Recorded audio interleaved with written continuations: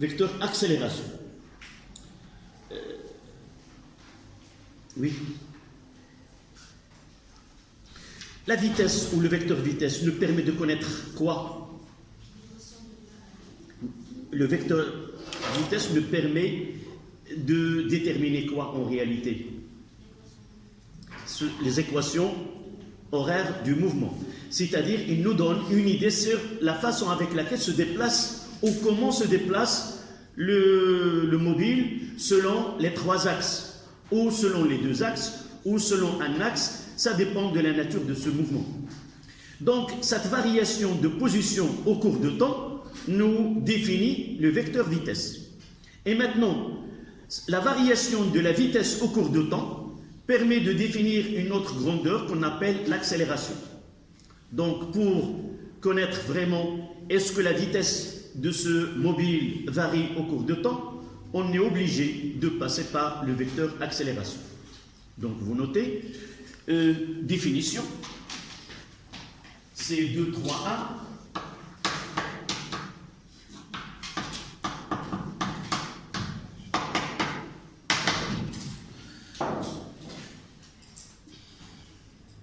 2, 3, 1. D'une façon analogue au vecteur vitesse.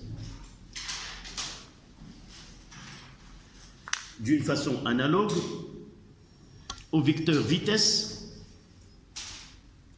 V, d'une façon analogue au vecteur vitesse V, on définit le vecteur accélération. On définit le vecteur accélération A, la dérivée du vecteur vitesse en fonction du temps. Et à la ligne, on va traduire cette phrase par une relation mathématique. Donc A est égal à d de V sur dt. Si A s'écrit AXI plus AYJ plus AZK, alors d de V sur dt s'écrit d de Vx sur dt I plus d de Vy sur dt J plus d de Vz sur dt K.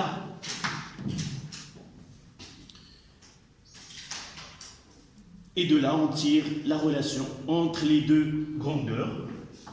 Les coordonnées de A avec les coordonnées de la dérivée de V.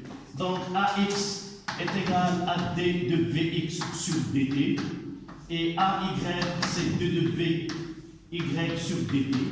Et finalement, AZ est égal à d de Vz sur dt. On parle des coordonnées ou des composantes. Nous disons que AX, AY et AZ, ce sont les coordonnées de A dans un repère, évidemment, doit être choisi galiléen. Et de la même façon, d de V sur dt et la d de Vx. Donc, vous voyez à partir de cette relation entre AX et d de Vx, nous pouvons déterminer à partir de A la fonction v de x et v de y et v de z. Vx n'est autre que la primitive de AX, c'est la primitive de A. D'accord? Si A est une constante, nous pouvons déterminer l'expression de v de x. D'accord? On verra tout à l'heure une application. Donc cette relation-là, là on donne toutes les relations parce que dans les exercices, on peut avoir la fonction v de t comme on peut avoir les équations horaires ou inversement. Nous pouvons avoir les coordonnées de A et il nous demande d'aboutir aux coordonnées de V ou arriver à l'équation horaire, aux équations horaires. Et c'est pour cela, on va ajouter ce A, c'est la dérivée, si on remplace V par D de OM sur DT, on aura D2 de OM sur DT au cas, DT au cas. Et de là, de la même façon que nous avons écrit ici, AX est égal à D2 de X sur DT carré, AY est égal à D carré de Y sur DT carré, et AZ est égal à D carré de Z sur DT2. DT2. Donc, qu'est-ce qui nous permet ces relations-là? Ça dépend des questions posées. Soit on va de A aux équations horaires, soit des équations horaires arriver à A. Des équations horaires, il faut faire double dérivation pour aboutir à A. Et inversement, si nous avons A, on va voir dans la deuxième partie, dans les lois, la deuxième loi de Newton, cette loi-là nous permet de déterminer les coordonnées de A. Et à partir des coordonnées de A, la question qui doit être posée, c'est déterminer les équations horaires selon les axes dans lesquels on utilise ce mouvement. D'accord? Donc, voici les deux.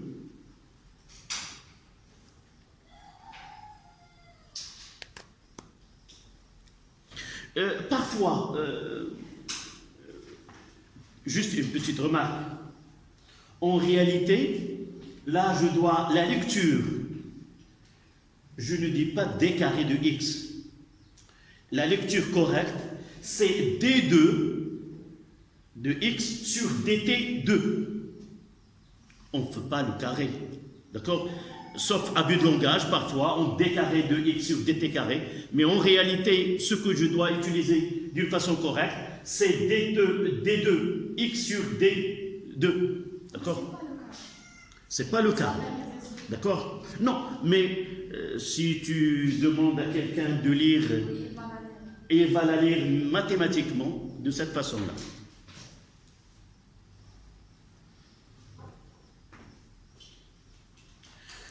Mais on accepte ce langage-là de dire c'est plus. Donc je vous donne un exemple.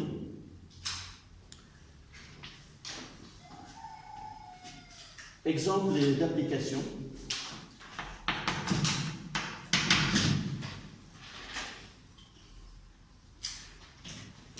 Et voici le vecteur position au M d'un point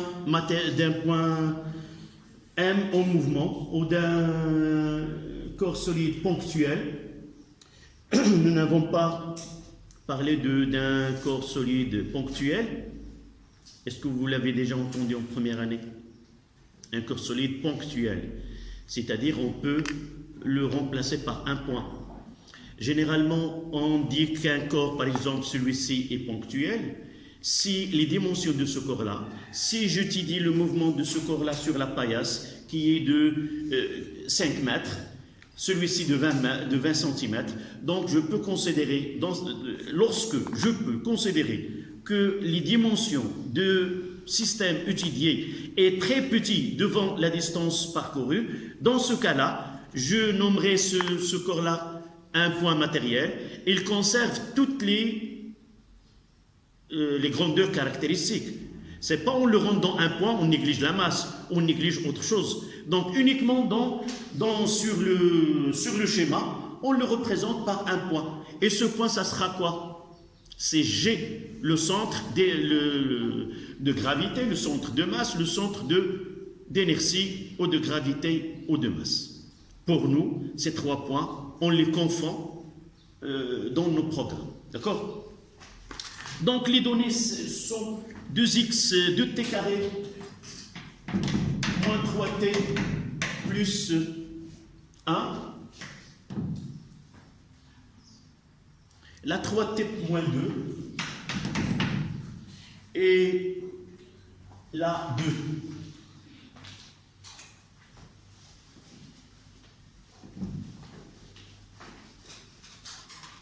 exemple-là, on essaie de déterminer les coordonnées de deux grandeurs que nous avons déjà étudiées, vecteur vitesse et vecteur accélération.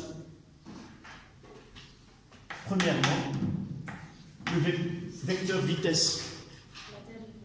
Oui, ça sera d de x sur dt qui est égal, c'est 4t moins 3 qui est égal à Vx, d de y sur dt, qui est égal à 3, qui est égal à Vy, et d de z sur dt est égal à 0, est égal à Vz. Voilà le vecteur vitesse V.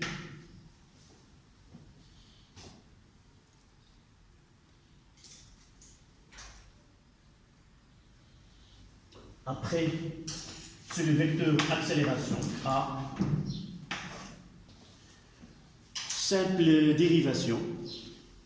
Le premier, c'est 4, 0 et 0. C'est-à-dire, dans ce cas-là, A est égal à 4x.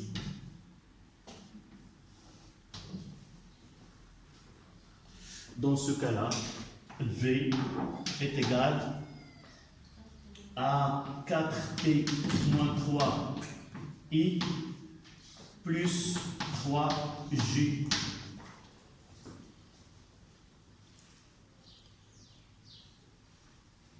Si on demande la norme de ces deux vecteurs à un instant donné, vous voyez que pour l'accélération, elle est constante quel que soit le temps, et il n'a qu'une seule composante sur l'axe des x, et là, elle est nulle sur l'axe des y et nulle sur l'axe des z.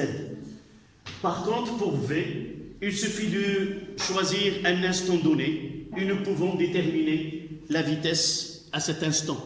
Par exemple, déterminons la norme de v à l'instant t2. V à l'instant t est égal à 2 secondes. On remplace 2 fois 4 c'est 8, 8 moins 3 5i plus 3j. Pardon, c'est la norme. D'abord, avant d'écrire, je dois écrire V de t est égal à 2 secondes. C'est 5i plus 3j. Et par la suite, la norme de V à l'instant t est égal à 0. C'est la racine carrée de 5 au carré plus 3 au carré. 25 plus 9, c'est la racine carrée. La racine carrée de 34.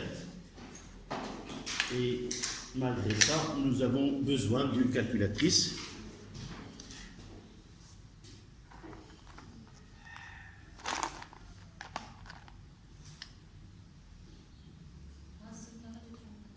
Oui, oui. Pour nous, une petite remarque d'après ce que tu viens de dire, en physique, on n'accepte pas la racine de 13. En mathématiques, c'est acceptable. Mais pour nous, on donne une valeur avec... Oui, tu utilises le bouton SD.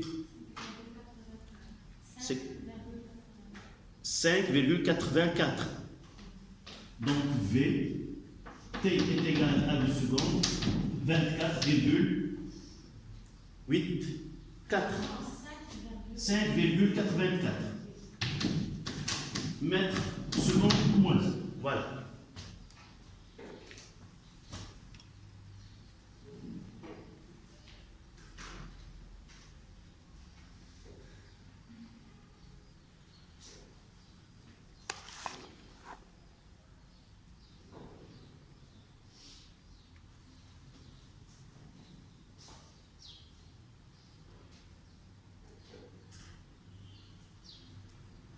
Si on vous demande dans cet exemple de déterminer l'équation de la trajectoire de ce mouvement, du mouvement de ce corps-là, ou de ce point M. Comment doit-on procéder? Oui? Il faut éliminer le temps. C'est-à-dire, là, une petite remarque, sauf uniquement à titre indicatif. Et je vous laisse le soin. Nous avons déjà utilisé un exemple avant. Qu'est-ce que je dois faire là? Je dois écrire les équations horaires d'abord. X de t est égal à 2t carré plus moins 3t plus 1. Et y de t est égal à 3t moins 2. Donc, là, je la noterai 1, l'équation 1, et là, l'équation 2. 2 nous donne quoi? Je veux exprimer t en fonction de y. Et lorsque je vais éliminer le temps, j'élimine aussi l'écriture de t là. D'accord? Ça sera y plus 2 sur 3. Et de là, je vais le remplacer dans 1, et ça donne x, je laisserai que x, et sera en fonction de quoi? Si on veut écrire entre parenthèses, en fonction de y, est égal C2, y plus 2 sur 2 sur 3, le tout au carré, moins 3 fois y plus 2 sur 3 plus 1. Et essayez de compléter les calculs et avoir une expression qui est simple. D'accord? C'est une équation de quel ordre? Deuxième ordre, c'est-à-dire sa trajectoire. C'est quoi? C'est un parabole. On peut déterminer son sommet. Comment déterminer le sommet d'un parabole?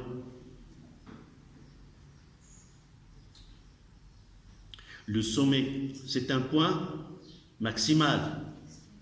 C'est réaliser la dérivée de d de x sur d de y, et on cherche est égal à 0. Et à partir de là, on détermine le coordonnées de ce point.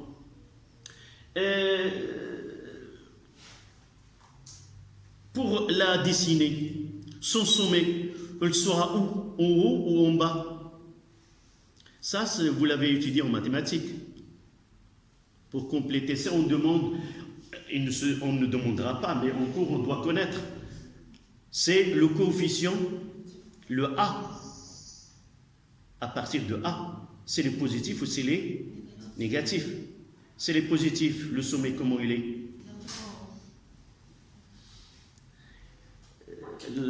La fonction, elle est croissante. Donc, le sommet, on commence par le bas et vers le haut. Essayez de... On ne demande pas ces questions physiques, mais uniquement pour vous dire, dans certains cas, on peut demander, tracer sa trajectoire, on est obligé de faire ce travail-là. D'accord? Et déterminer, par exemple, le sens de mouvement sur sa trajectoire, c'est calculer les coordonnées d'un point M0, et à l'instant t est égal à 0, et à l'instant t est égal à 1, pour mettre cette flèche sur la courbe, et de dire, le mouvement passe dans ce sens-là. D'accord? Voilà. Ça, on ne demande pas dans les examens du baccalauréat, mais nous devons le connaître. Donc, voici les deux. Il nous reste une petite remarque où je vais l'ajouter ici. On parlera, là c'est le vecteur vitesse que nous venons de traiter, c'est dans le repère cartésien. Dans le repère cartésien, toutes ces relations sont simples à appliquer. Lorsque le mouvement est un mouvement qui est rectiligne, ça veut dire, mouvement rectiligne, ça veut dire que la trajectoire est une droite. Et pour cela, dans ce cas-là, même dans un cas, pour un mouvement plan, nous pouvons utiliser cette, comme on va voir par la suite.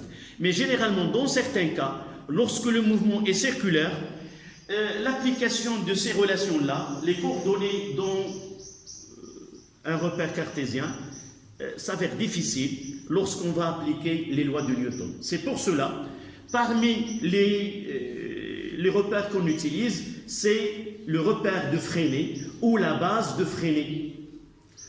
Le référentiel que nous avons parlé, on le choisit un repère OIJK, de base OIJK, où O il est lié au corps solide, et pour nous, dans ce cas-là, nous considérons que ce point il est fixe, et le mobile qui est en mouvement par rapport à ce cas. La plupart des cas, c'est ce cas-là.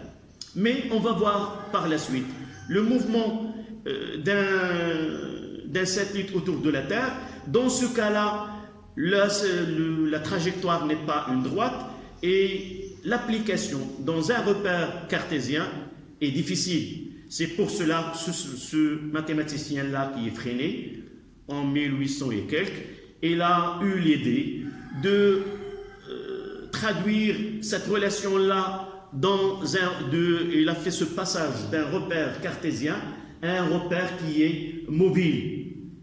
Ce repère-là, on le considère son origine est liée au point en mouvement et avec trois axes. Un axe qui est normal, c'est dirigé vers le centre, un axe qui est tangent et un axe qui est perpendiculaire au plan qui contient ce cercle-là. D'accord? Donc on mettra là 2, 4 repères de Freinet. Aux bases de Freinet, c'est la même chose. Repères de Freinet.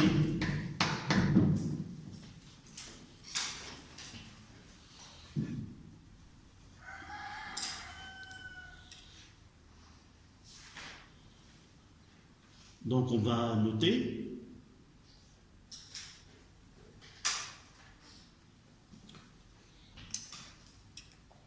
Le repère de Freinet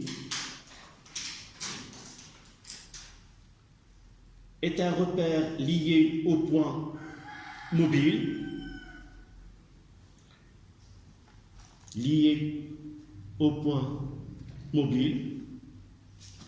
Sa base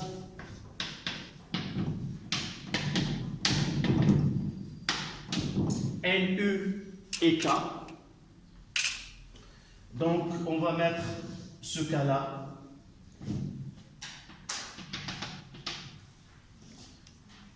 Si le mouvement s'effectue dans ce sens-là, donc on aura le vecteur N normal, vecteur unitaire tangentiel U, et l'autre vecteur, il est perpendiculaire. D'accord?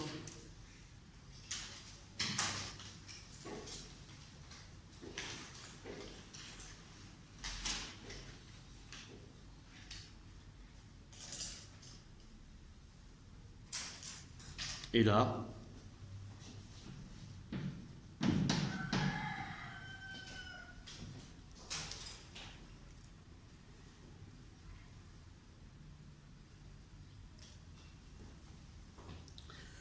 donc aussi ce repère-là, et le haut mouvement, là c'est M.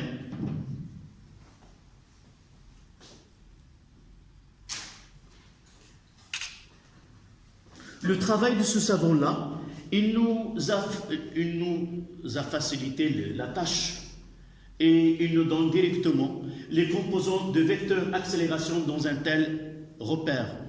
Peut-être, Inch'Allah, dans vos études supérieures, on vous demandera de travailler sur ce cas-là et ça demande des mathématiques et le passage d'un repère à un autre et le changement.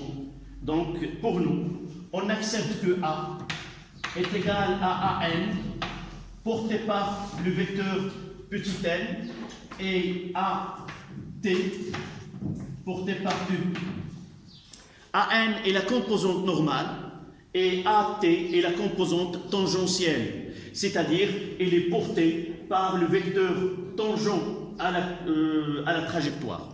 Donc AN, ses composantes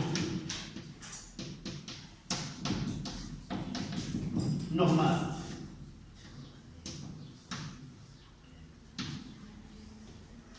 Et AT, c'est la composante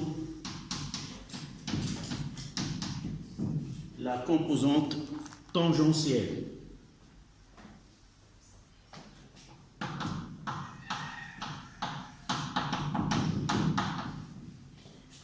Et aussi on montre que AN est égal à V carré sur R et AT est égal à D de V sur DT.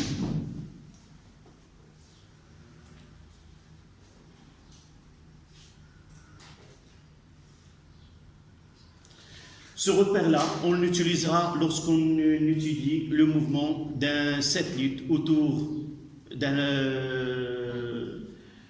de la Terre ou d'une façon générale autour d'une planète donnée.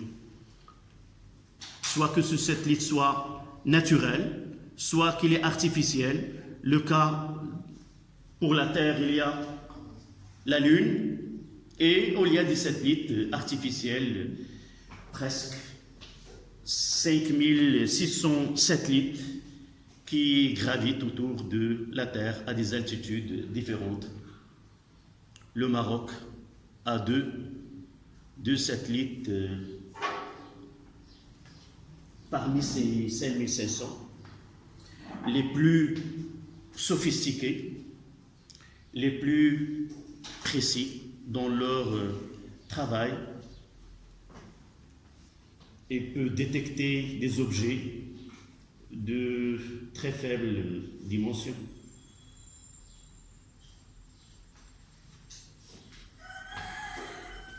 Évidemment, il coûtait cher, mais son travail, ce qui permet au Maroc de bien surveiller ses frontières, ce qui se passe même dans les pays voisins. Même l'Espagne n'a pas ce type de satellite. C'est satellite Mohamed VI, la version A et B de satellite. Dernière génération. Voilà, si on aura le temps de arriver à cette partie-là, on en parlera davantage. Donc, si je représente là le vecteur accélération, là, je mettrai au hasard, c'est pas là, c'est A. Donc, les deux axes que j'ai, voici le premier et voici le deuxième. Et j'aurai là, ça sera AN, et là, ça tombe uniquement dans ce cas-là. Mais en réalité, U,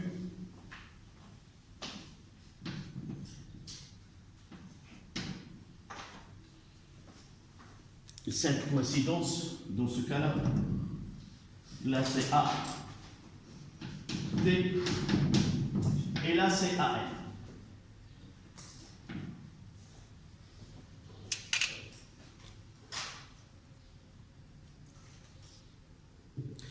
Ce cas-là nous permet d'ajouter à type de moment qu'on va voir par la suite. Vous voyez que le vecteur vitesse, si nous représentons le vecteur vitesse, comment s'écrit l'expression de V dans ce vecteur vitesse? Quelle est son expression dans cette base de Freinet? Par définition, V, comment il est? Elle est tangente à la trajectoire. Et par la suite, nous pouvons écrire V, U. Donc V, elle est toujours tangente. On parlera à partir de ces deux définitions que lorsque un mouvement a une accélération A, alors on peut dire que ce mouvement, soit il est accéléré, soit il est retardé. Ça veut dire que la vitesse augmente au cours de temps ou la vitesse diminue au cours de temps. Celle qui diminue au cours de temps, c'est-à-dire retardée, le mobile finira par s'arrêter, évidemment, si dans le cas général. Donc, pour définir, est-ce que le mouvement est accéléré ou décéléré ou retardé, il faut réaliser le produit A fois V, le produit scalaire de deux vecteurs A scalaire V. Si le produit est positif, le résultat donne un scalaire qui est positif, on dit que le mouvement est accéléré. S'il est négatif, il est retardé. Oui, décélérer, ce n'est pas le terme scientifique, c'est-à-dire le contraire de accélérer, mais pour nous, on utilise le terme retardé. D'accord? Donc, dans ce cas-là, ce que vous voyez là, il suffit de voir l'angle entre U et A. L'angle est inférieur à P sur 2 et par la suite, le produit sera positif. Donc, le schéma que vous avez devant vous correspond à un mouvement qui est accéléré. Mais si le vecteur accélération il est vers l'arrière, là, dans ce cas-là, l'angle est supérieur à P sur 2 et par la suite, le produit scalaire de A avec V donne une valeur qui est négative. Et par la suite, le mouvement est retardé. Ceci ne s'applique pas au cas où le mouvement curviligne, mais s'applique à tous les mouvements. Même pour un mouvement rectiligne, si le produit AV des deux vecteurs est positif, là, le mouvement il est accéléré. S'il est négatif, le mouvement il est retardé. D'accord? Vous mettez remarque.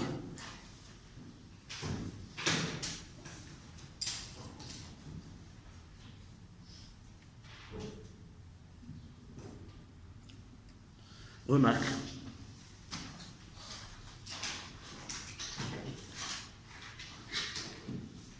Pour déterminer si le mouvement est accéléré ou retardé, il suffit de déterminer le signe du produit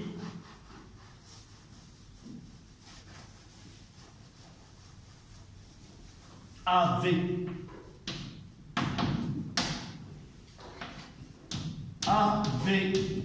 positif, mouvement, nous avons dit accéléré.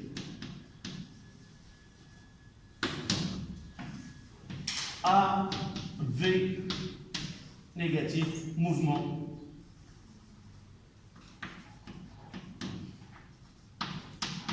retardé.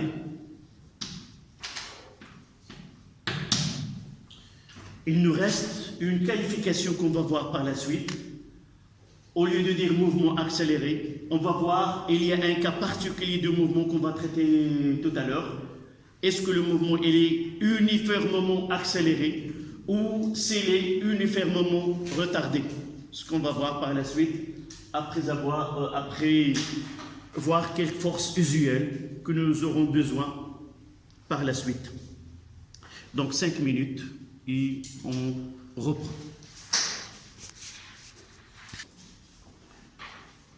Les forces usuelles, c'est-à-dire ce sont des vecteurs force qu'on rencontre dans les exercices.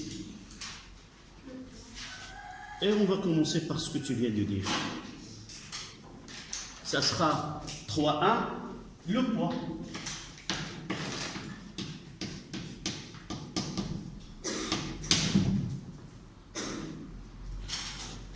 Qui est une force de champ.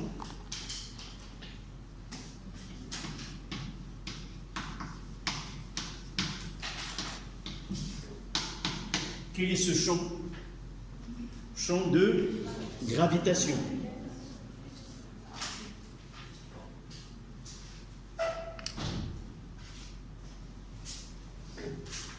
Donc une petite phrase de rappel, ce que vous avez déjà, c'est le programme de tronc commun. Dans le référentiel terrestre, là on choisit le référentiel. Dans le référentiel terrestre, tout corps de masse M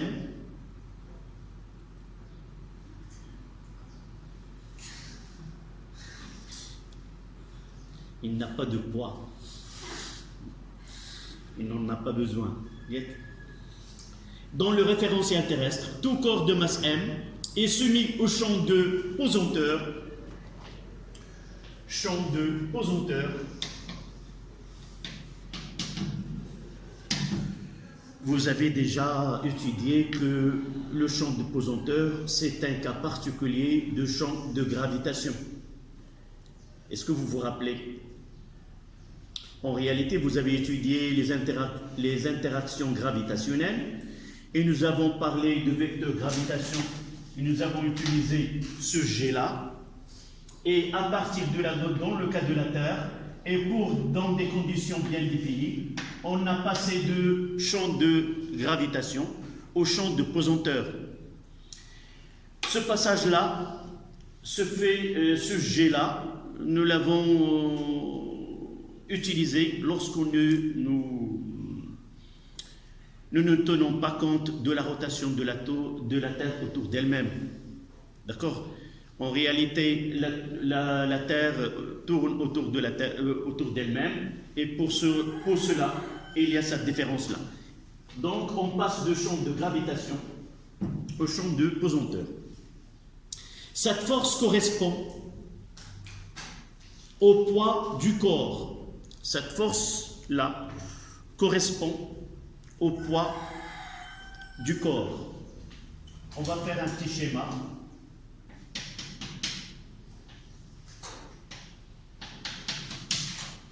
On va représenter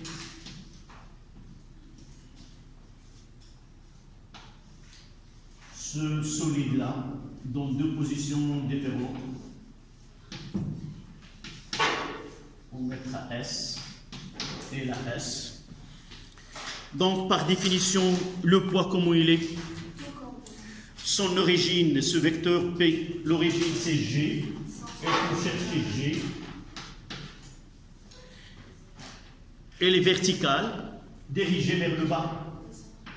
Voilà P, c'est-à-dire perpendiculaire à l'horizontale, de la même façon ici. Voilà P, je fais la prolongation et je mentionne qu'il s'agit que cette verticale-là, elle est perpendiculaire, là c'est le sol.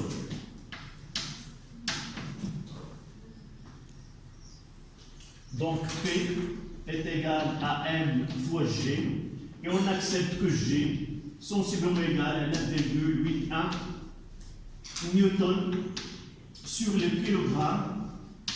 Et on va voir une autre unité au cours de cette année-là. Ce sont deux unités, là c'est une unité qui est fondamentale, qui est le kilogramme, mais le newton est une unité qui est dérivée, c'est-à-dire il est formé à partir d'autres unités, et par la suite on va essayer de donner une expression plus simple à celle newton par kilogramme ou le mettre sur le seconde carré. Lorsqu'on dévoilera c'est quoi ce G.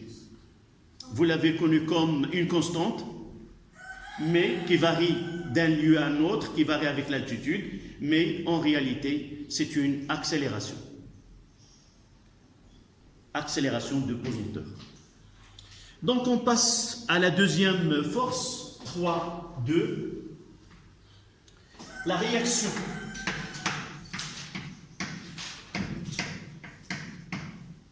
R, qui est une force de contact.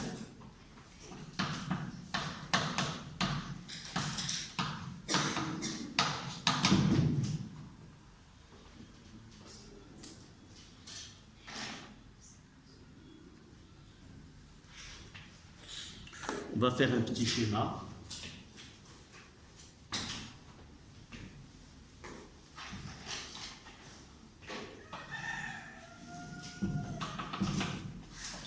là S et là lui-même.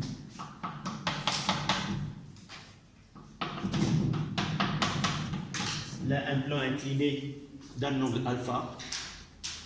On va supposer ici que les frottements négligeables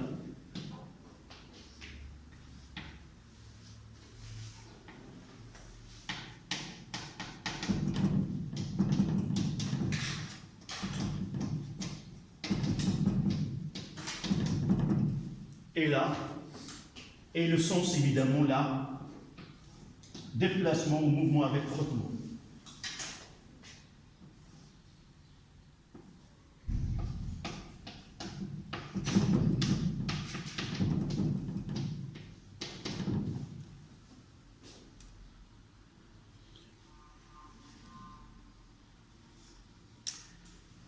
Donc, le sol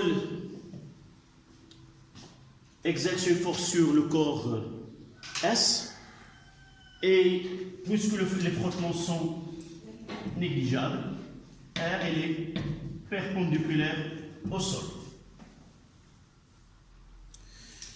Je dois mentionner le sens de mouvement.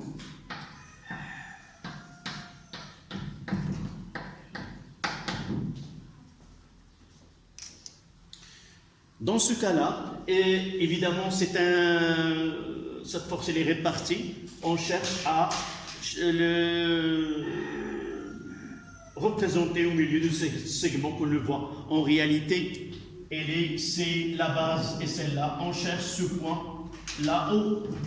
C'est le point, l'origine de ce vecteur-là. Donc, pour la deuxième, nous devons, vous avez déjà vu ceci. On va tracer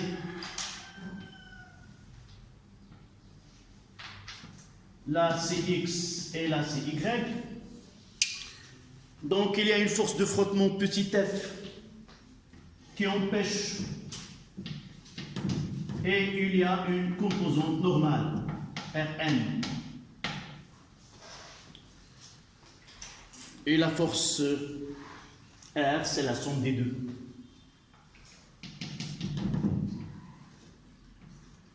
Là, c'est R. Est-ce que c'est nécessaire de mentionner le sens de mouvement? Évidemment, sans mentionner le sens de mouvement, la représentation n'a pas de signification. Ou je peux comprendre que obligatoirement le mouvement doit être toujours. C'est une force de frottement. Vous l'avez vu l'année dernière, nous avons déterminé le travail de F. C'est un travail qui est négatif, et par la suite, c'est une force qui résiste. C'est une force qui résiste au mouvement. Donc là, on écrira que R est égal à Rn. Dans ce cas-là, c'est porté par J. Et là, c'est I plus RT. Évidemment, c'est égal à Rn plus petit f, c'est-à-dire les frottements. Sans oublier de l'écrire en fonction dans ce repère-là. Et ce qui nous intéresse, c'est cet angle-là, phi, tangente phi, qui est égal au coefficient de frottement.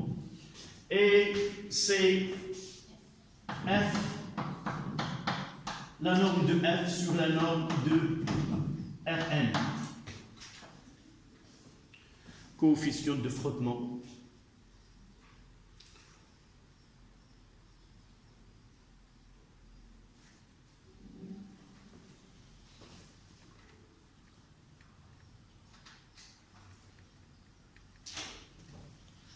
Le point O, c'est un point de contact entre le solide S et le sol ou le plan horizontal, comme ici, c'est compris.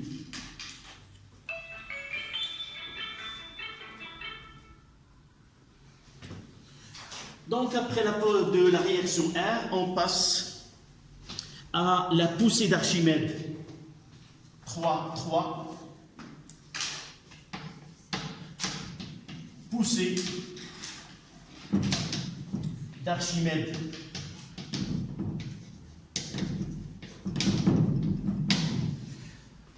On la note A, on la note Pi, on la note FA, ça n'a pas d'importance, c'est FA ou Pi ou A.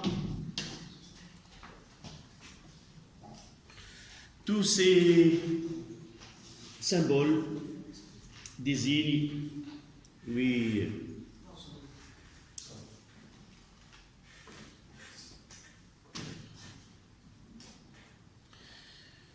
ça date de très longtemps.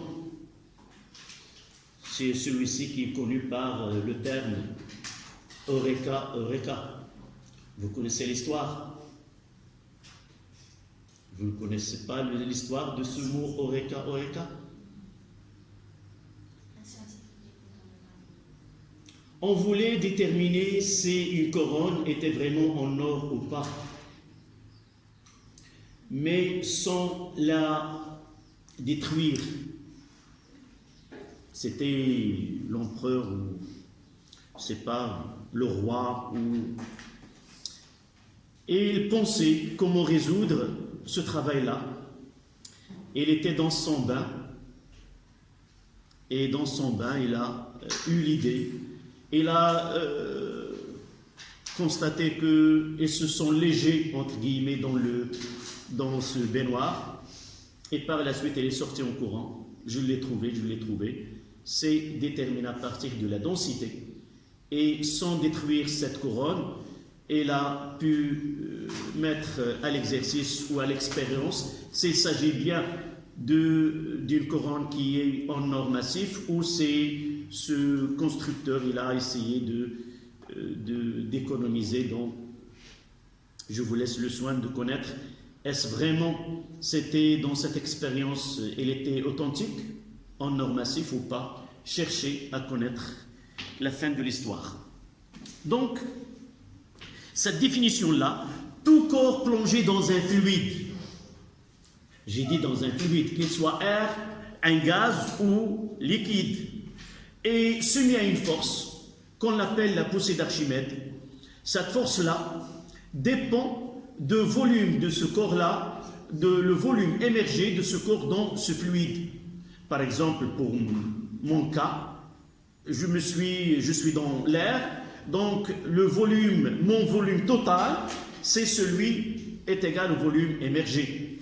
Mais si je prends, évidemment, j'ai ici pas cherché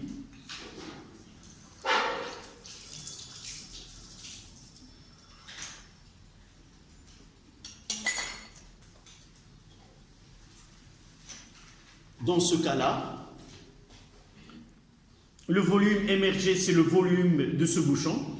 Je dois chercher un corps de masse de densité plus petite que celle de l'eau.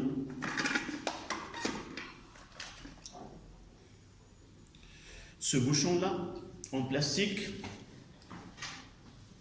est là, et vous voyez que ce n'est pas totalement émergé, il y a une partie qui est émergée, et nous devons déterminer le volume émergé pour déterminer l'intensité de cette force. Tout simplement, pour déterminer ce volume émergé, tout simplement c'est le volume déplacé. On va essayer de remplir le bécher tout entier. Une fois que ce corps exerce une force sur le liquide déborde, et ce liquide-là, nous pouvons déterminer soit sa masse, soit son volume. D'accord? Donc vous notez, un corps plongé dans un fluide,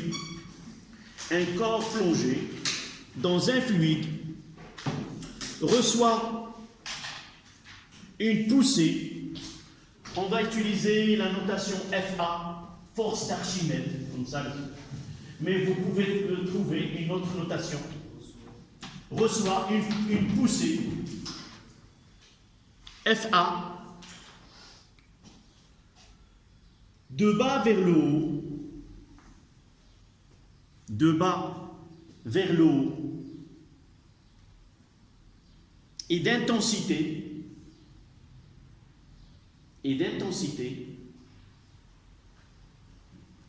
égale au poids du volume de fluide déplacé.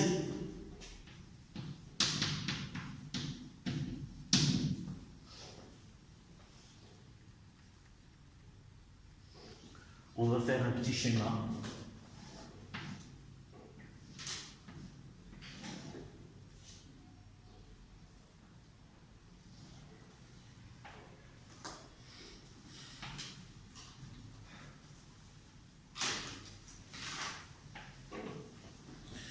Je vais faire la partie assurée, là c'est le volume énergie.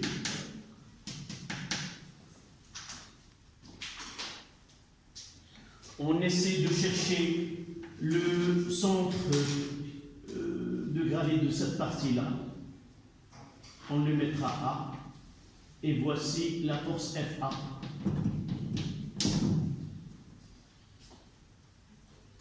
Par contre, G, on cherche le centre de gravité de l'objet. Donc là, dans ce cas-là, c'est l'eau. Ici, un liquide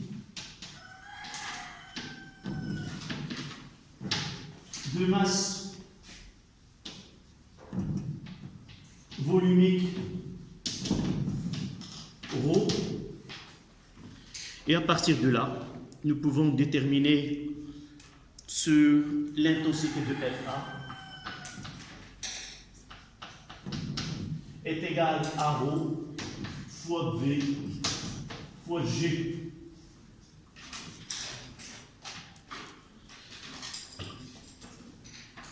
Et là, c'est le volume déplacé.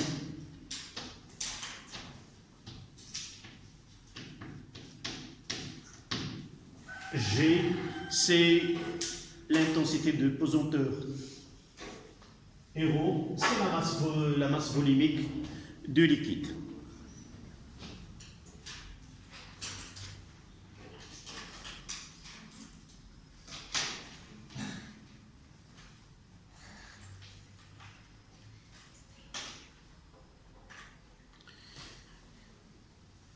Le dernier type de force, c'est les forces gravitationnelles. C'est 3, 4.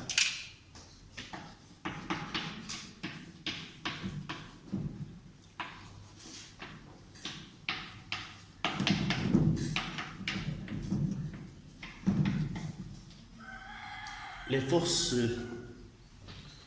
gravitationnelles qui sont aussi force de Newton.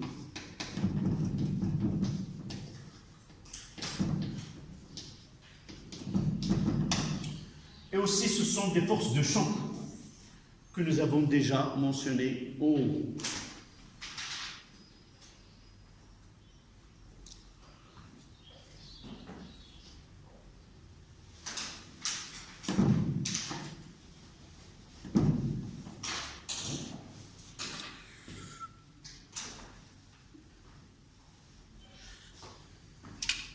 Aussi, vous avez déjà vu cette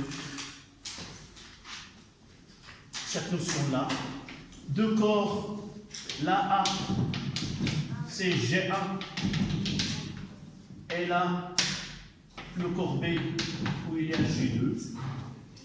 Là, de masse M1, MA, et là, de masse MB. Et nous supposons que la distance de là à là, c'est R. Donc le corps B exerce une force attractive sur le corps A. Et là, c'est F de B sur A. Et là, de la même façon, F de A sur B.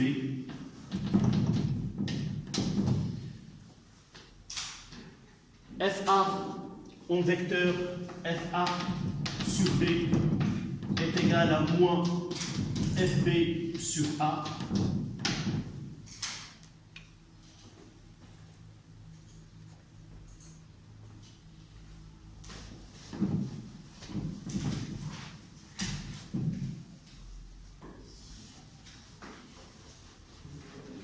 donc l'intensité commune ou le module commun des deux vecteurs, c'est FA sur B est égal à F de B sur A est égal à G fois MA fois MB sur R carré.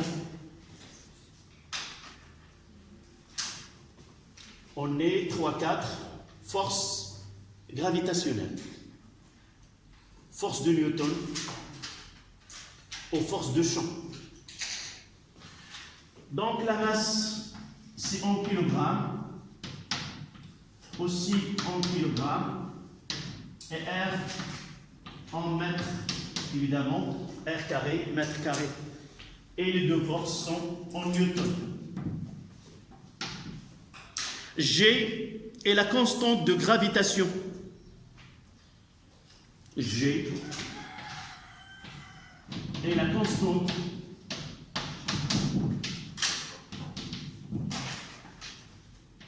de gravitation.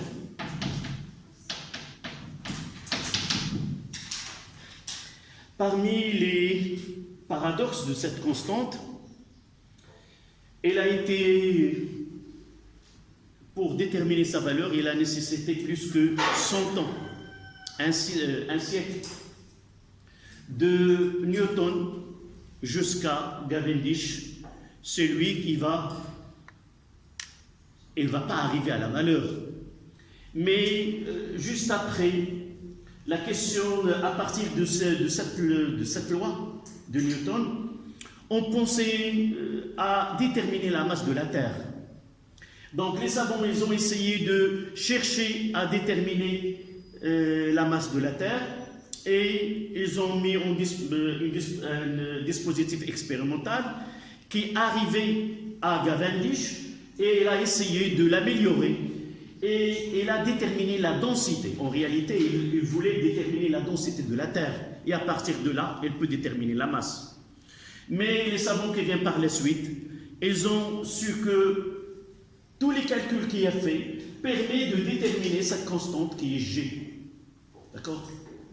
Ça demande presque 100 ans entre l'existence de cette G et sa valeur, qui n'est autre que 6,67.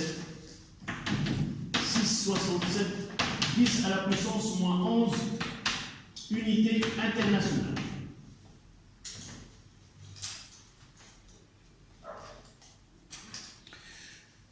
Nous ne pouvons pas déterminer l'unité à partir de ce cas-là, parce que le Newton, nous pouvons dire que c'est le Newton fois le mètre carré sur le kilogramme carré. Mais en réalité, ces unités vont être simplifiées et donner une valeur qui est plus simple. Lorsqu'on verra que le Newton, on peut le remplacer par d'autres unités fondamentales. D'accord? On reviendra par la suite. Donc voici les forces qu'on va rencontrer dans les exercices et nous devons les maîtriser afin que nos calculs soient corrects. Donc, dernier paragraphe, ce sont les lois de Newton. Ça sera 4 en chiffres. 4 en chiffres romains.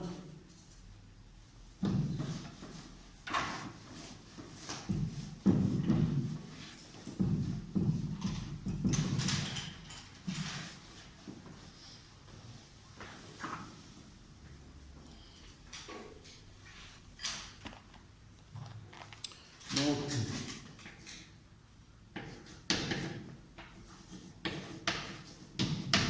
les lois de Newton. Première loi, 4A.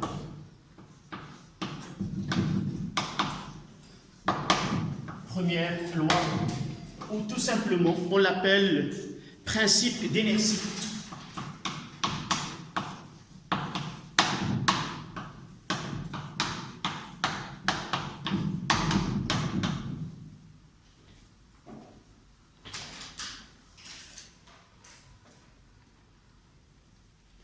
Vous l'avez vu en tronc commun, n'est-ce pas? Dites-moi cette loi. Oui?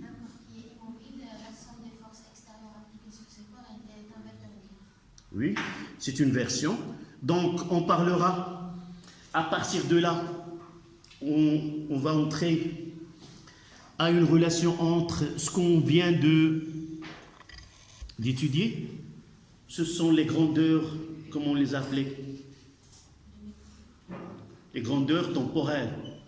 C'est-à-dire, ce sont des grandeurs qui varient avec le temps et qui décrit la partie cinématique du corps. C'est-à-dire, dans cette étude, on s'intéresse au corps au cours de son mouvement sans s'intéresser aux causes qui produisent ce mouvement.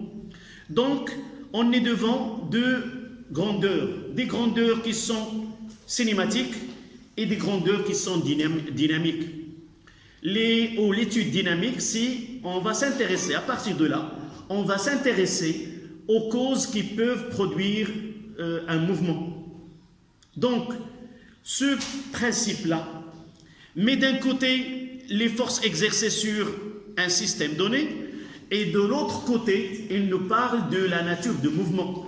Donc, ces lois-là, surtout la première loi et la deuxième, ils nous donnent une relation entre les grandeurs qui décrivent le mouvement et les causes qui les produisent. C'est-à-dire, à partir de ce qui est cinématique, à partir de vecteurs position, de vecteurs vitesse, de vecteurs accélération, nous pouvons connaître les causes qui ont donné ce type de mouvement.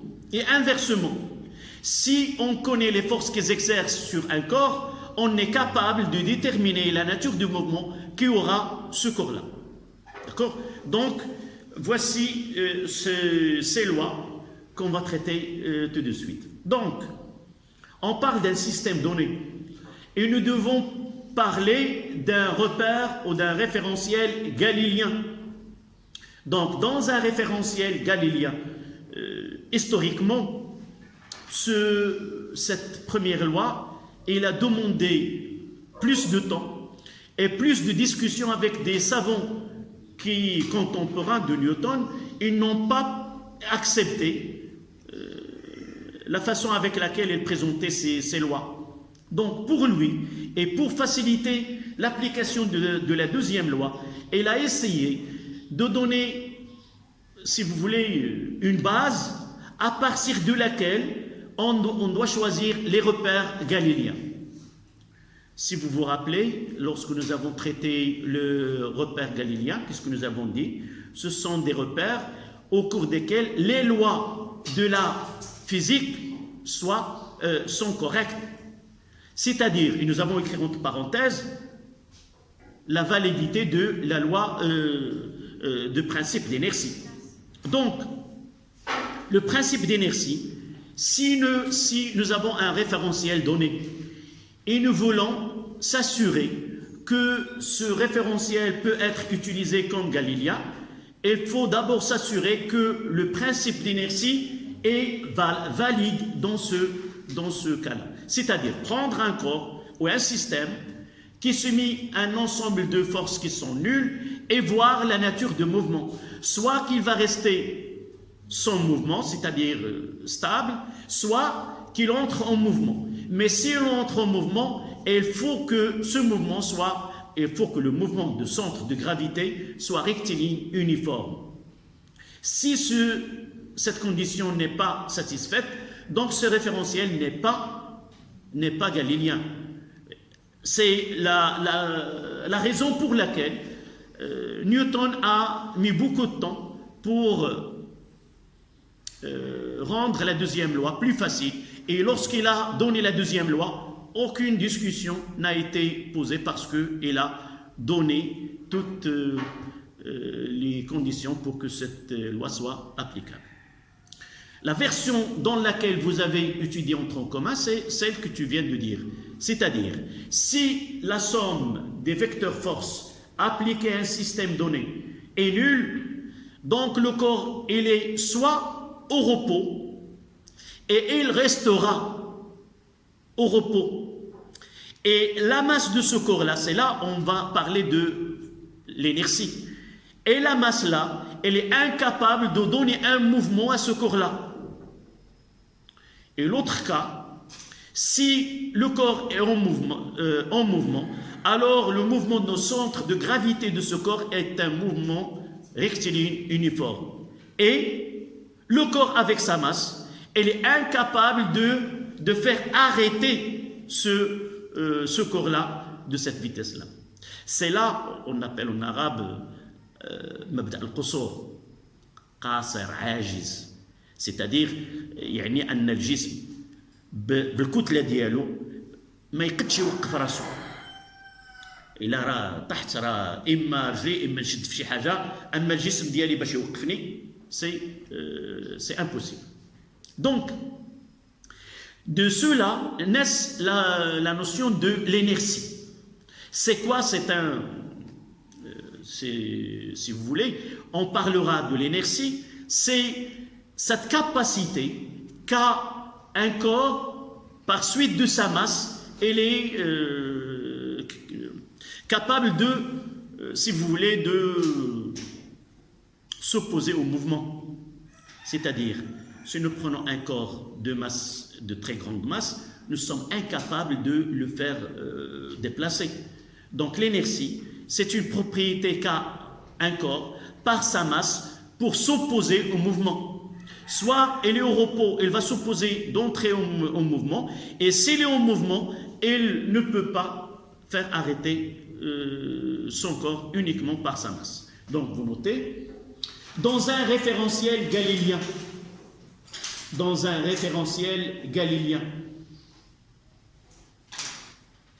et vous voyez là, on parle de référentiel galiléen et nous avons dit pour vérifier, il faut qu'il satisfait la loi de cette première loi. Mais n'oublions pas qu'il y a d'autres référentiels galiléens.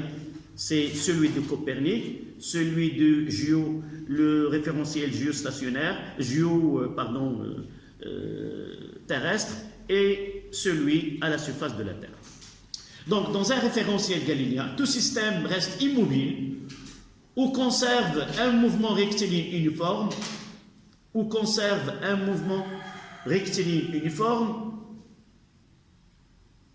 aussi longtemps que la somme des vectoriels, dans un référentiel galiléen, tout système reste immobile ou conserve un mouvement rectiligne uniforme aussi longtemps que la somme vectorielle des forces extérieures est nulle. Et on va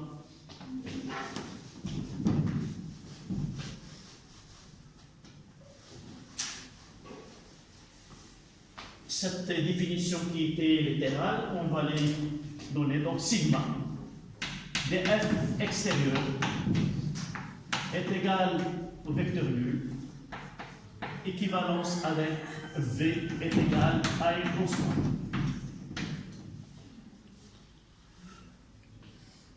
Et de là, soit que v est égal à 0, soit que v est égal à une constante.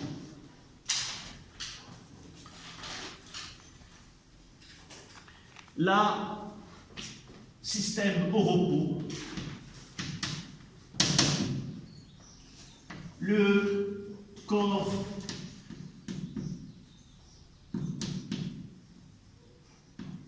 est incapable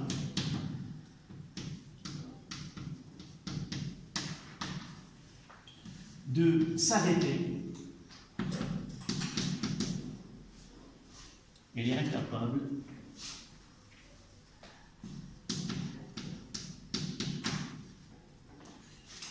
uniquement par effet de sa masse.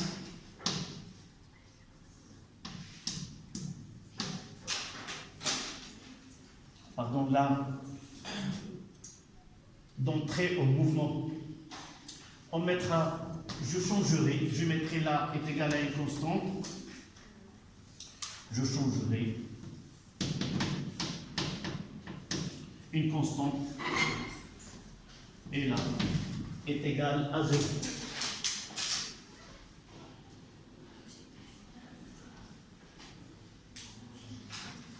Donc le corps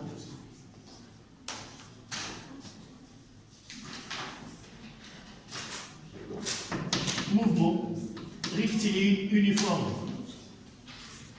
Le corps est incapable de s'arrêter uniquement par effet de sa masse. Là, au repos, il est incapable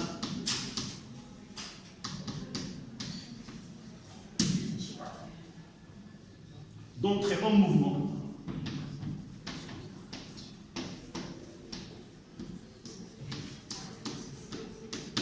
uniquement par sa masse.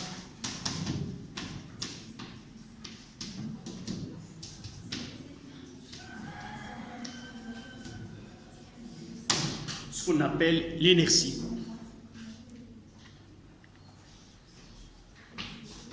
C'est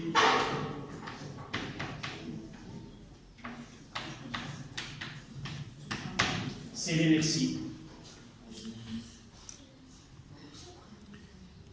C'est l'effet. Je relis. Le corps est incapable de s'arrêter uniquement par effet de sa masse. C'est un mouvement, là, un mouvement rectiligne uniforme. CV est égal à 0. Elle est au repos. Elle est incapable d'entrer en mouvement uniquement par sa masse. C'est pour cela qu'on l'appelle principe d'inertie. Et je viens de dire que l'inertie, c'est cette capacité qu'a un corps, par effet de sa masse, à s'opposer au mouvement. On s'arrêtera ici.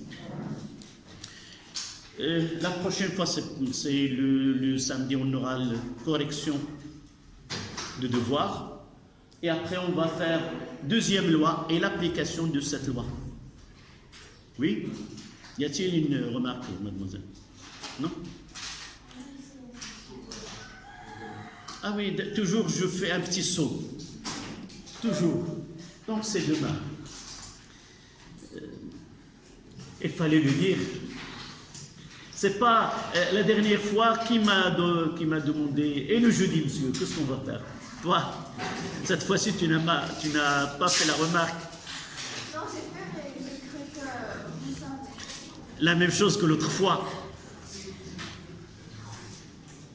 J'ai les deux classes qui sont l'une en arabe et l'autre en français, et généralement ça se fait ce chevauchement des séances. Je croyais avec l'autre classe ou avec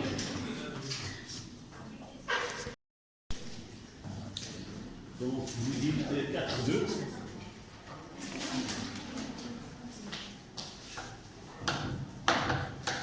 Deuxième loi.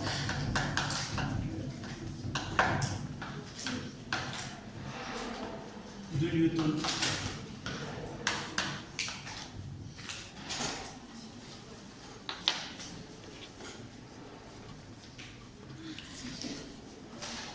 Nous avons commencé par la première loi, où on l'appelait le principe d'inertie.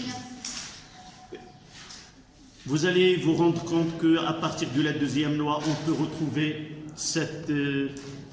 la première loi, et il y a une discussion.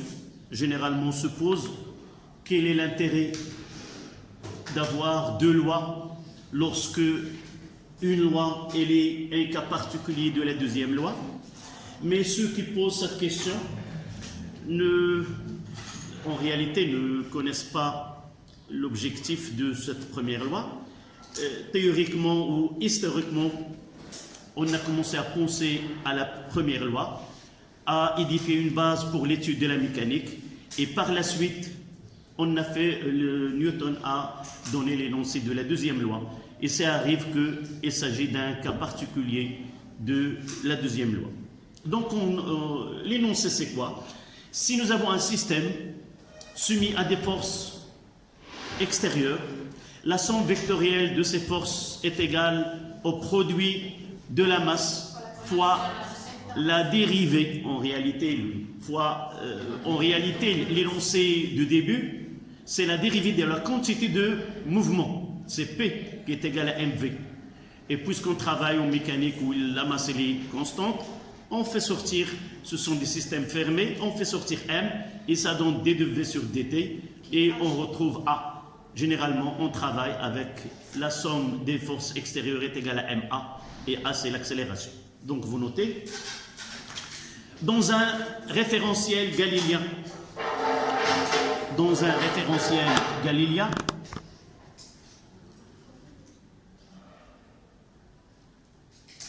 mademoiselle, toujours je vous vois avec une bavette, uniquement la moitié du visage, cette fois-ci sans bavette, c'est pas l'image ou la photo que j'ai dans ma mémoire. Je parle et je dis ce que tu es nouvelle ou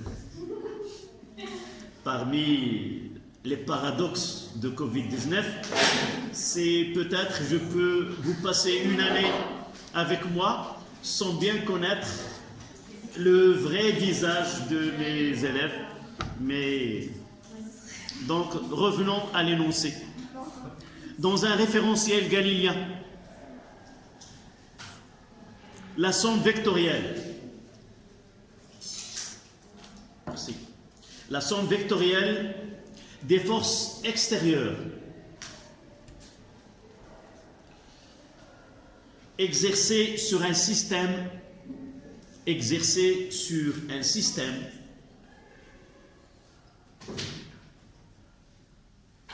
est égale au produit de la somme du système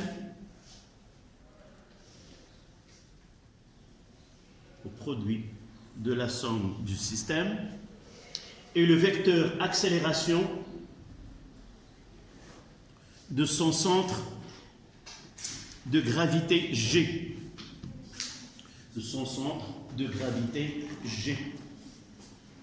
Et on notera somme des forces extérieures est égale à M. En réalité c'est D de P sur dt est égal à m d de v sur dt, et nous pouvons l'écrire sigma des forces extérieures est égal à m à g, là c'est p de g, d de p de g sur dt. Là, une écriture vectorielle.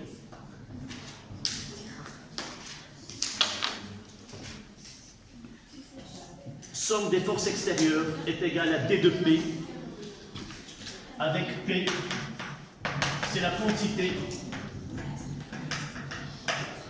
de mouvement.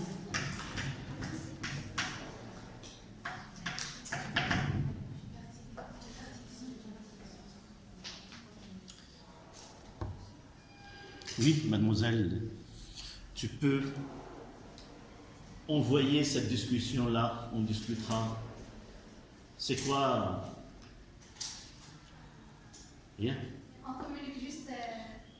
Cette communication juste doit être faux en classe. Non, sur le théâtre. Oui, c'est qu'il y a si tu veux un éclaircissement sur ce qui est écrit, on discutera ensemble. Parfois, pourquoi j'ai exprès utilisé cette écriture? Parfois, dans un exercice, on demande d'écrire l'équation différentielle du mouvement. Et si nous écrivons avec AG, il n'apparaîtra pas cette équation où on ne peut pas arriver à l'équation différentielle à partir de cette écriture. Donc, si on vous demande de déterminer l'équation différentielle que vérifie la vitesse de centre de gravité, nous devons penser à remplacer AG par D de V, G sur D. D'accord? On peut aussi la remplacer avec dx encore. Non, dx2 sur dt. Oui, ça dépend de la question. J'ai parlé de D de V sur dt parce que juste avant j'ai dit établir l'équation différentielle que vérifie. Nous avons l'habitude de parler de l'équation différentielle. Il faut choisir la variable, soit que vérifie Q ou UC ou U ou I, et ainsi de suite. D'accord? Donc, remarque.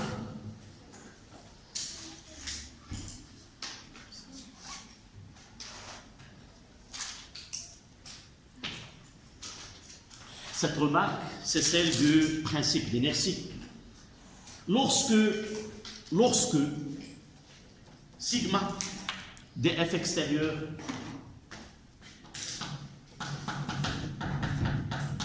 est égal au vecteur nul, si la somme est égale à 0,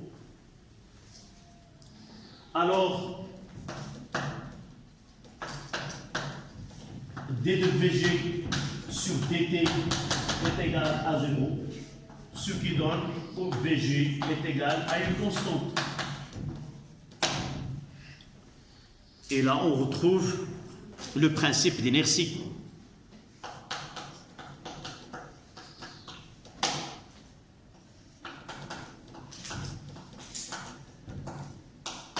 Le principe d'inertie.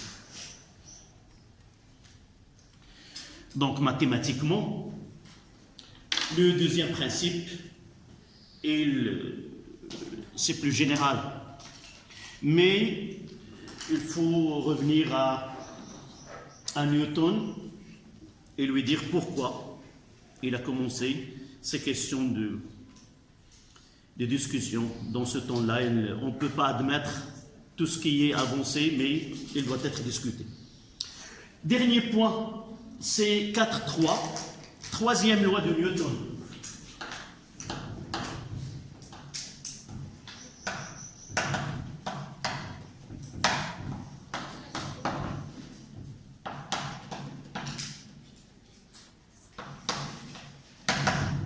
Je n'ai pas donné chaque loi. En réalité, ils sont connus lorsque j'étais élève comme vous.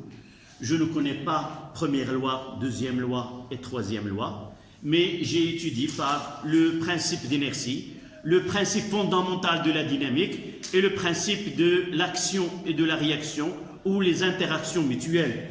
Donc, ce qu'on connaît là, c'est le principe fondamental de la dynamique.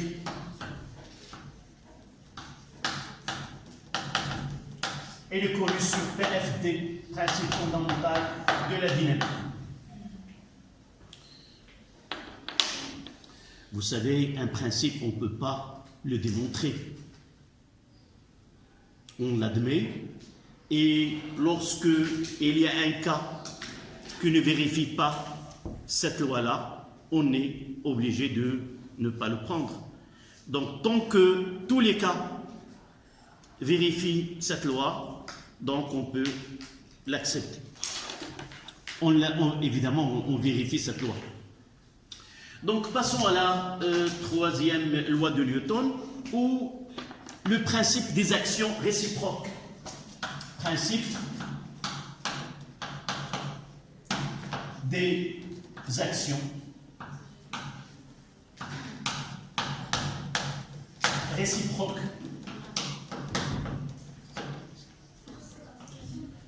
Principe des réactions, des actions réciproques ou des interactions mutuelles. Vous l'avez étudié en commun.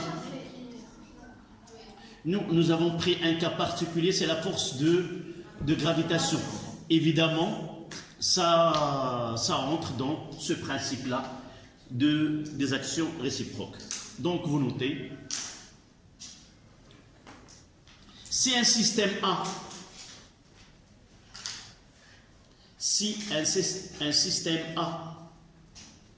exerce une force F de A, exerce une force, comme nous l'avons noté auparavant, F de A sur B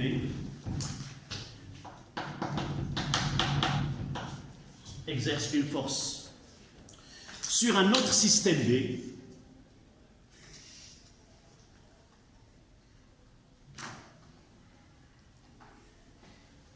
virgule, alors le système B exerce aussi sur le système A, alors le système B exerce aussi une force, exerce aussi sur le système A une force F de B sur A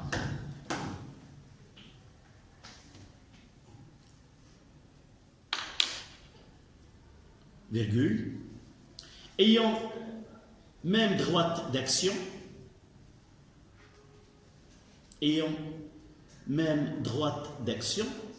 même intensité, et parfois on utilise même valeur. On peut utiliser même norme, même intensité et même valeur. Même intensité et même et de sens opposé.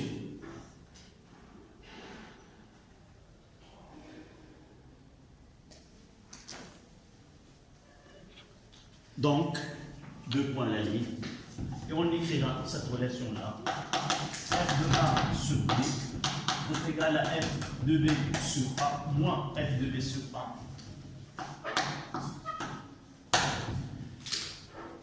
Tout cet énoncé est résumé par cette relation-là. Deux vecteurs, ça veut dire que les deux vecteurs sont collinéaires. Même norme et de sens opposé. D'accord. Évidemment, celle que nous avons traitée durant la séance précédente, on a pris un cas particulier, ce sont les interactions gravitationnelles. Mais aussi on peut parler des interactions électrostatiques. Dans deux charges électriques, entre deux charges électriques s'exercent des forces. Et il y a une action et de force de même direction, de sens opposé et de même intensité, et cette relation-là est connue sous ceux qui ont été l'année dernière ou première année. C'est la loi de Coulomb. Loi de Coulomb, F de A sur B est égal à moins F de B sur A, est égal à une constante K, QA fois QB sur R au carré, porté par une vecteur unitaire U. D'accord? Donc on met des remarques.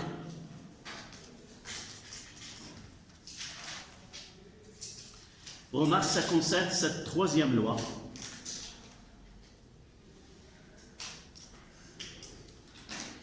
La troisième loi de Newton est valable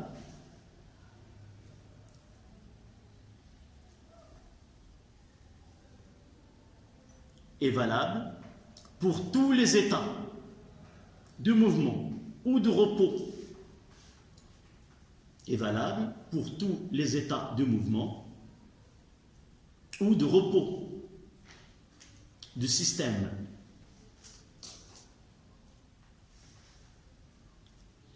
C'est-à-dire un corps en mouvement sur un plan incliné, à chaque instant, il y a une force exercée par le corps sur le plan, et le plan exerce une force de même intensité, de même direction, mais de sens opposé, durant toutes les étapes de mouvement. Deuxième tiré, valable aussi pour toutes les forces. Valable aussi pour toutes les forces. Valable aussi pour toutes les forces qui s'exerce soit à distance,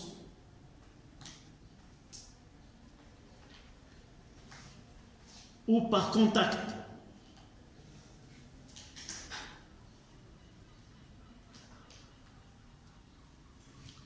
Le dernier exemple que je viens de donner, c'est le cas, le système et le plan sont en contact. L'exemple que j'ai pris avant, la loi de Newton, c'est à distance. Et celui des interactions gravitationnelles sont aussi à distance. D'accord? Peuvent être un astre, la Lune ou autre. Donc voilà, on passera à application, c'est 5 en chiffres romains.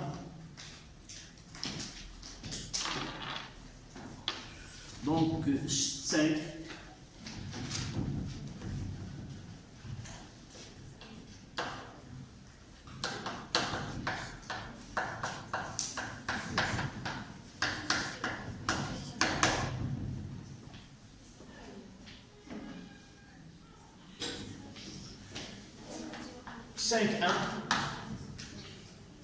Comment exploiter la deuxième loi? Comment?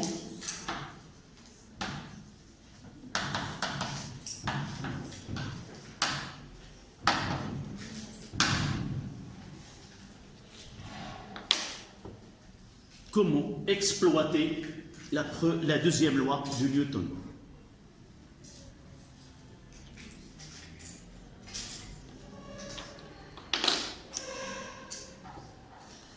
Généralement, dans un exercice, les questions sont proposées de telle manière à vous guider, soit par des étapes avant d'arriver à l'application de la deuxième loi, soit parfois la question elle est comme ça, par application de la deuxième loi, montrer que le mouvement est tel. D'accord? Et dans ce cas-là, je suis obligé de passer par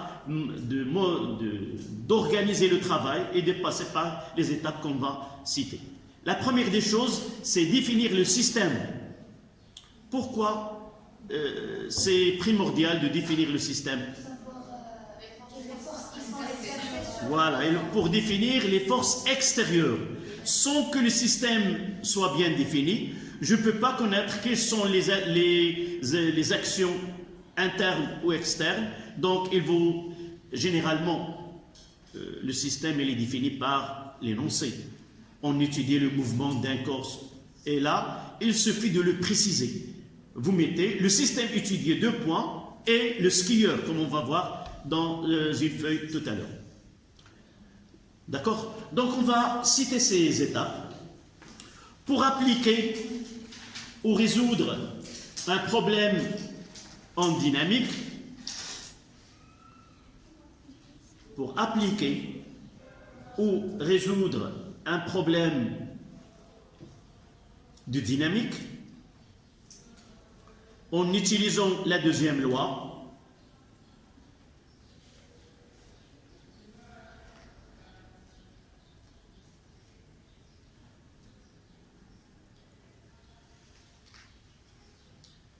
la méthode est généralement toujours la même.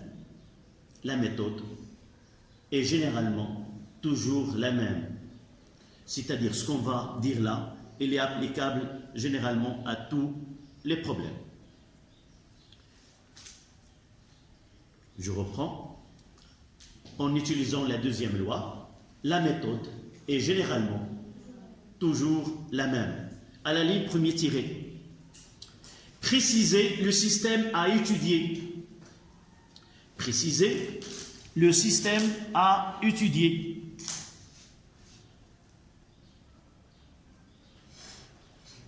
Deuxième tiré. Faire le bilan. Faire le bilan de toutes les forces. Faire le bilan de toutes les forces qui agissent sur le système étudié.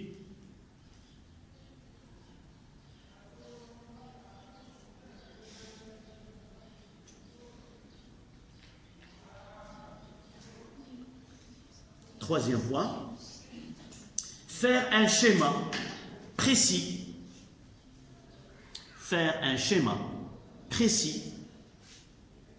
et suffisamment grand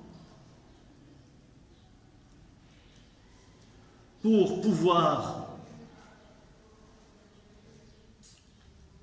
y représenter toutes les forces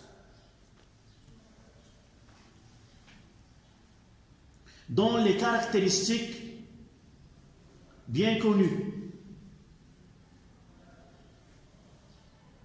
Ça veut dire, dans les données, certaines forces, on parlera des forces usuelles que nous avons déjà traitées. Donc, je sais à l'avance comment représenter R, sauf, il suffit de connaître les données. Je peux représenter aussi P, et ainsi de suite. Ce qui manque, c'est par exemple, je ne connais pas l'intensité de R, mais dans ce cas-là, toujours on demande sans ceci de l'échelle. Ça veut dire, on représente d'une façon qualitative. Mais, par exemple, P, si le plan est ainsi de suite, je ne peux pas représenter P comme ça, c'est faux. Généralement, la plupart des cas, ils n'oublient pas ils oublient que là, ce n'est pas le sol. Le sol, il est là. D'accord? Donc, le tiré suivant. Choisir un référentiel galiléen. Choisir un référentiel galiléen. Ouvrez une parenthèse. Généralement, il est donné. Généralement, il est donné.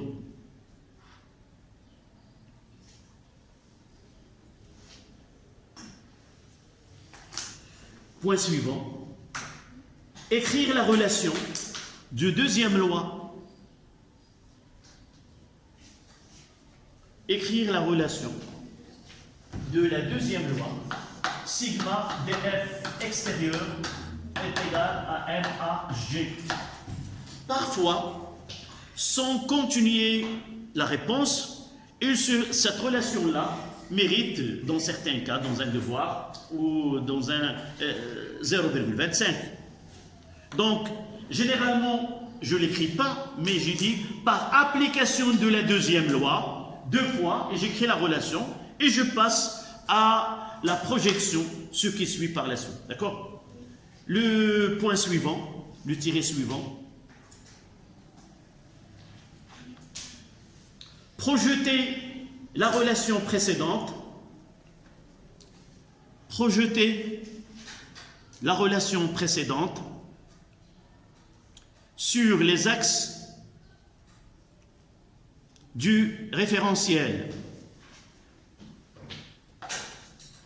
C'est-à-dire sigma df extérieur sur x est égal à MAGX et sigma de f extérieur selon y est égal à MAGY.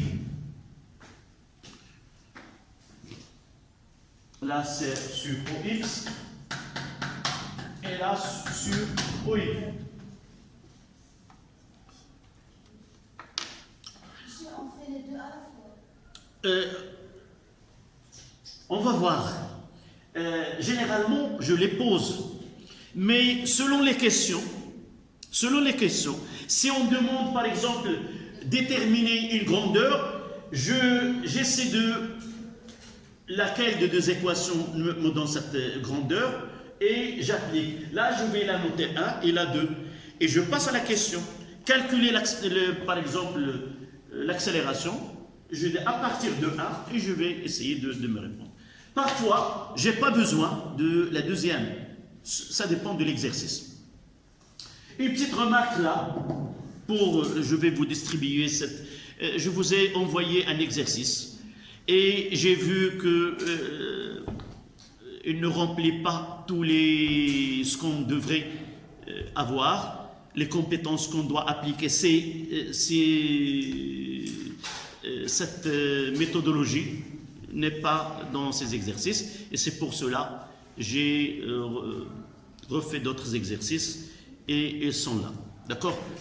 Je ne sais pas si je l'ai envoyé vous étiez en classe ici, mademoiselle, ou si.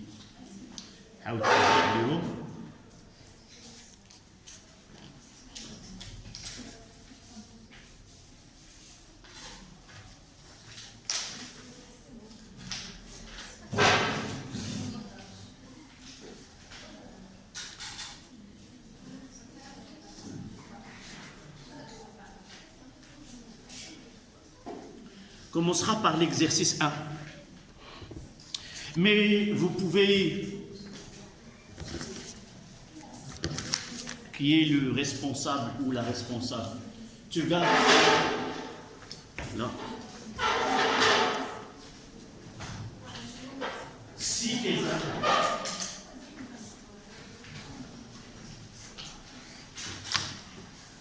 j'ai dit une petite remarque. En réalité, nous avons fait une étude qui est cinématique. Mademoiselle, une petite précision, et je vous laisse le temps de répondre. J'ai dit que cette relation-là, elle met en égalité deux grandeurs. Des grandeurs cinématiques, où il y a OM, V et AG, et de l'autre côté, ce sont des grandeurs dynamiques. C'est-à-dire, ce sont les causes ou ces forces qui donnent ce mouvement. Donc, généralement, quel est le but des exercices? Soit qu'on vous donne les actions ou les forces exercées sur le système, et on vous demande de calculer la nature de ce mouvement.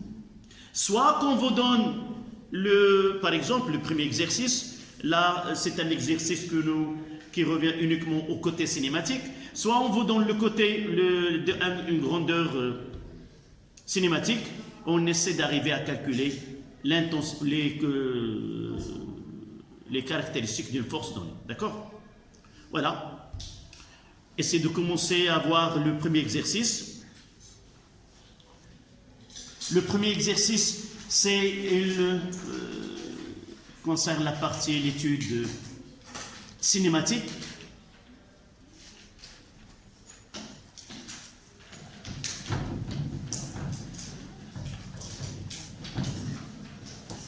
Donc,